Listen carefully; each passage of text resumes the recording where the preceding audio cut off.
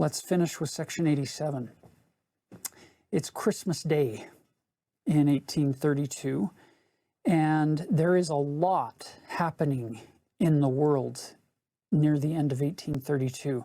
So in 1832, there's been this huge outbreak of cholera, I believe, and it's catching the global attention. Even in that day, the word is spreading across the globe, and great concern.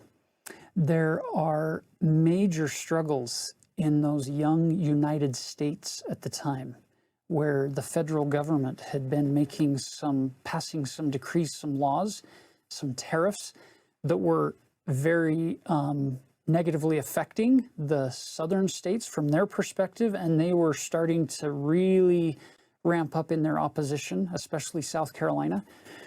Notice section 87, verse 1. Verily, thus saith the Lord concerning the wars, notice that's plural, that will shortly come to pass, beginning at the rebellion of South Carolina, which will eventually terminate in the death and misery of many souls.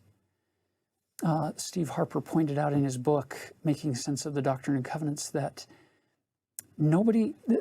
this revelation that Joseph Smith received about the war, the Civil War, as this beginning point of multiple wars, that because it wasn't put in the Doctrine and Covenants, it wasn't completely known to everybody, but there were copies of it that were spread around.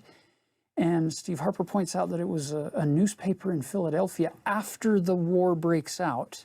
Those first shots are fired in April, early in April of 1861.